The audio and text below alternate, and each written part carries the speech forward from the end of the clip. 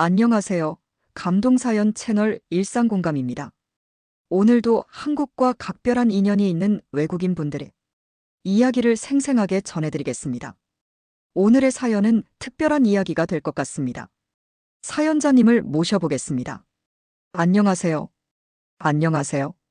저는 미국에서 부동산 중개업자이자 건설 관련 컨설팅 일을 하고 있는 코너라고 합니다. 오늘 이 자리에 나온 이유는 부동산 이야기가 아니라 제가 겪었던 엄청난 재난과 그 와중에 한국인 분께 도움을 받았던 이야기를 전해드리기 위해서입니다. 잘 부탁드립니다. 저는 현재 허리케인에 대한 심리적 충격으로 몇 달 전부터 켄터키주의 프랭크포트로 이사해 살고 있지만 원래는 마이애미주의 작은 해변가 마을에서 태어나고 자랐습니다. 마이애미는 카리브 해와 맞닿아 있어 경치가 정말 아름답습니다. 물론 좋은 동네이지만 허리케인이 자주 발생하는 지역이기도 해요. 특히 지구온난화로 인해 허리케인의 발생 빈도가 증가하고 있는 상황이죠. 마이애미에는 미국 국립 허리케인 센터도 있어서 이런 강력한 재난에 미리 대비하고는 있지만 그럼에도 불구하고 몇 달 전 우리 동네는 엄청난 허리케인으로 초비상이 걸렸습니다. 허리케인의 이름은 이안이었고 아마 작년 9월에 플로리다에 거주했던 분들은 기억하실 겁니다. 당시 이안은 쿠바 서쪽을 강타한 뒤 멕시코 만을 건너 플로리다로 직격할 준비를 하고 있었죠. 그래서 마트에서 생필품을 사재기하고 잠시 소유 사태까지 벌어졌습니다. 경찰도 출동하고 정말 난리였죠. 이미 쿠바는 100만 명이 피해를 입었고 미국 국민들은 5만 명 이상이 긴급 대피를 했습니다. 특히 농작물 피해가 커서 미국 정부는 식량 지원까지 준비했었죠. 허리케인은 그 힘이 정말 강력했습니다.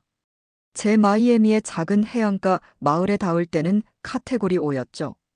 아시아 기준으로 보면 슈퍼 태풍에 해당하는 강력한 수준이었어요.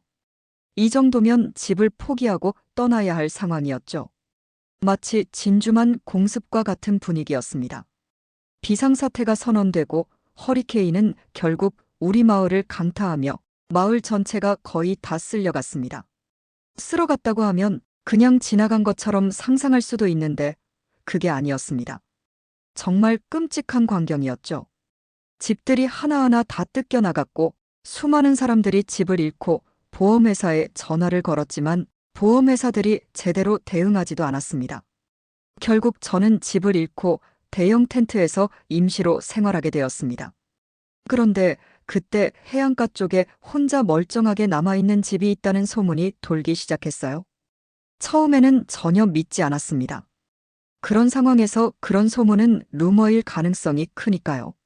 하지만 그 소문이 사실이라는 걸 알게 되었습니다. 그 집은 미국에서 사업하는 한국인 분의 주택이었고 놀랍게도 집의 외벽은 도색까지 새롭게 이루어져 있었죠. 제가 부동산 중개업자이자 건설 관련 일을 하고 있다 보니 그 집의 특성을 잘 알고 있었습니다. 마이애미에 있는 대부분의 집들은 2006년이나 2007년에 지어진 신축이 많아요. 다른 미국의 주택들도 비슷할 겁니다. 그 이유는 2008년 경제위기 전 건설업 붐이 있었기 때문이죠. 집을 짓기만 하면 팔리던 시절이라 부실공사로 집을 짓고 팔기도 했습니다. 하지만 그런 집들은 내진 설계나 태풍 대비 설계가 되어 있지 않았어요. 그 때문에 태풍이 지나간 지역의 집들은 대부분 뼈대조차 남지 않았습니다. 그런데 그 한국인 회장님의 집은 달랐습니다. 사실 그 집은 1980년대에 지어진 휴가용 별장이었지만 주인이 태풍과 지진을 대비해 온갖 개조를 진행했다고 들었습니다. 심지어 시속 400km의 강풍을 견딜 수 있도록 뼈대까지 강화하고 외벽 도장도 새로 발랐습니다. 그 결과 그 집은 정말 쇠하얀 새로운 모습으로 재탄생했죠. 제가 그 집에 다가가 살펴보니 정말 놀라운 수준의 견고함을 자랑했습니다. 30cm가 넘는 두꺼운 콘크리트 벽과 그 위에 강철 케이블이 철저히 설치되어 있었고 지붕 또한 방공호 수준의 방어 설계가 되어 있었습니다. 그래서 태풍이 지나가도 지붕이 열리거나 집안이 물바다가 되는 일이 없었다고 하셨죠. 그런 철저한 준비 덕분에 다른 사람들은 고속도로로 나가서 어떻게든 마이애미를 벗어나려고 애쓰던 중 그 회장님은 그 집 안에서 편안하게 태풍을 견디실 수 있었다니 정말 놀라웠습니다. 저는 아시아 사람들이 어떤 상황에서도 잘 견디고 적응하는 특성을 알고 있었지만 그 한국인 회장님은 정말 철저한 준비와 함께 살아가시는 분이었습니다. 태풍 대비 설계뿐만 아니라 내진 설계까지 완벽하게 해놓으셨고 관공서에서 인증까지 받으셨다고 합니다. 이런 철저한 준비 덕분에 그 집은 다른 일반적인 집들과는 비교할 수 없을 정도로 가치를 더하게 되었죠. 집의 가치가 올라가면서 그 주택의 개조가 입소문을 타게 되었고 플로리다 전역에서 회장님의 집을 따라 한방공호형 주택들이 우후죽순처럼 등장하기 시작했습니다. 하지만 그 한국인 회장님은 그 집을 얼른 팔고 다른 곳으로 이사를 가셨습니다. 그 후 방공호형 주택들을 만든 사람들은 큰 손해를 보게 되었습니다. 그들은 개조하는 데 많은 돈을 들였지만 사람들이 그 집들의 안전성에 대해 믿음을 가지지 않았기 때문에 주택들이 잘 팔리지 않았고 집이 너무 흔해져서 시세도 떨어지게 되었죠. 이런 상황을 보며 저는 다시 한번 그 회장님의 판단력이 얼마나 탁월한지 실감하게 되었습니다. 그 한국인 회장님의 진짜 목적은 안전을 위해 집을 개조하는 것이었어요. 그리고 그가 개조한 집 덕분에 많은 사람들이 자신의 집에 대한 인식을 새롭게 하게 되었습니다. 주택은 단순히 잠자고 식사하는 공간이 아니라 사람들이 안전을 보장받을 수 있는 곳이어야 한다는 인식이 퍼져나갔죠. 이로 인해 사람들이 내진 설계나 태풍 대비 설계를 하지 않은 주택에 대해 소송을 걸었고 결국 그 소송을 통해 많은 사람들이 받은 보상금을 이용해 집을 개조하기 시작했습니다. 이 사건은 지역사회에 큰 영향을 미쳤고 사람들의 집을 고치는 문화가 널리 퍼지게 되었죠. 저도 그 영향을 받아 소송을 통해 받은 보상금을 가지고 집을 개조하고 싶었어요. 하지만 아내가 이렇게 말하더군요. 한국인 가족들이 플로리다를 떠난 이유를 나는 알 것 같아. 방공호 주택도 언제까지나 안전할 수는 없어. 저는 아내의 말에 깊이 공감했습니다. 아무리 강한 재료로 집을 만들었다고 해도 태풍과 같은 자연의 무지막지한 힘을 온전히 막을 수는 없다는 사실을 깨달았죠.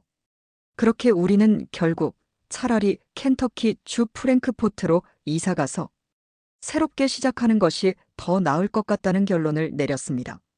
한국인 회장님도 아마 플로리다에서 계속 살기엔 너무 많은 비용이 들 것이라는 판단을 내리셨을 것 같아요. 켄터키 주 프랭크포트로 이사한 후 저는 그 한국인 회장님이 생각나 연락을 드렸습니다. 사실 그분은 뉴욕에서 다른 사업을 하고 계셨고 저는 그분이 얼마나 빠르게 적응하시고 사업을 확장하는지에 놀랐습니다. 뉴욕과 플로리다는 사업 문화가 다르지만 그 회장님은 적응이 너무 빨랐고 그 모습에서 많은 것을 배울 수 있었습니다. 이제 저도 그분처럼 항상 위험을 대비하고 미래를 준비하는 사람이 되고 싶다는 생각이 들었습니다. 위험에 대비해 철저히 준비하는 자세가 얼마나 중요한지를 다시 한번 깨닫게 되었죠. 그분을 만난 후 저도 앞으로 항상 철저하게 준비하고 어떤 일이든 준비된 마음으로 임해야겠다고 다짐했습니다.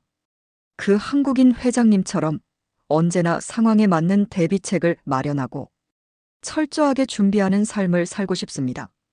긴 이야기를 들어주셔서 감사하고 여러분들도 언제나 준비된 사람이 되기를 바랍니다. 코너님의 사연 어떠셨나요? 사연자분이 경험한 허리케인 이하는 1129억 우리나라 한화로 147조 원의 경제적 피해를 발생시켰습니다. 이처럼 미국은 그 어떤 나라들보다도 재난에 시달린 나라였죠. 미국 해양대기청의 통계 발표에 따르면 이런 대형 기후재난은 18건이나 되었다고 하는데요. 태풍 가뭄 산불 피해 등 점점 살기 힘든 땅으로 변해가고 있는 미국. 그런 소식을 접할 때면 피해를 입은 분들이 안쓰럽기도 하면서 우리가 살고 있는 이 한반도가 행복한 곳이구나 하는 생각도 듭니다. 지금까지 감동사연 채널 일상공감이었습니다. 감사합니다.